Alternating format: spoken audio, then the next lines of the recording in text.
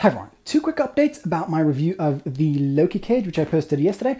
First of all, I've had some questions or some comments saying that this doesn't look very comfortable. And so I totally agree. It doesn't look very comfortable. But once I held it in my hand, I was like, oh yeah, that's fine, that works.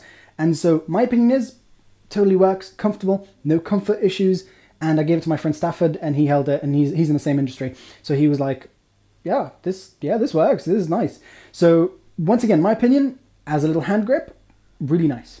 The second thing is I've put together a rig, not because I use big rigs myself, I prefer sort of more compact rigs, but because I wanted to sell the spare one of these. And so I thought, okay, just put it together into a big rig and then sell it on eBay. So then I figured, why not show you guys how I've done this? So what I've done is I've taken the Lokee cage, I've attached the top handle right here with a screw that I can then, it's a different screw that I can tighten with a pair of pliers really tightly.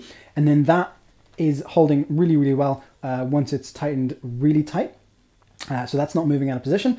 And then, you know, not shaking about.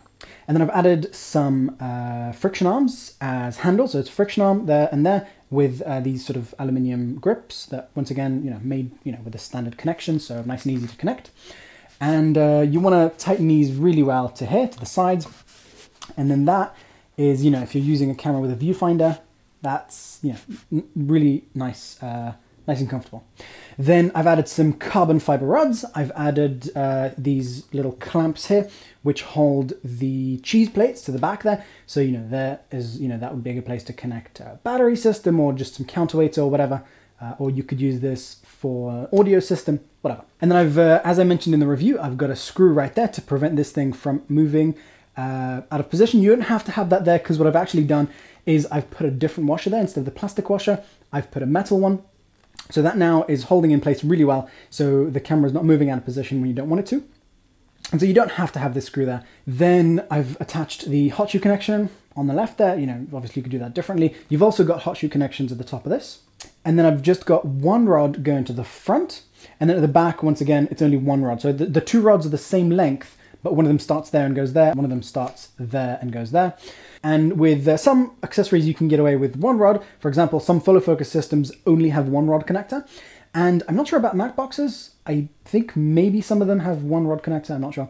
But yeah, basically, this could work pretty well as a rig. And then of course down here you've got a connection for quick release or tripod or whatever. And then you've got an adjustment right there to lift and lower this away from the rods. The most important thing about this is that it doesn't connect with the clamp that used to just clamp onto the edge there. Now it connects with two screws there and there. And I think, you know, you could connect this differently, maybe in the center or something if you had some different screws. But basically it's connected with screws. So it's, you know, super, super tightly connected to the cage. You know, it's not going to go anywhere.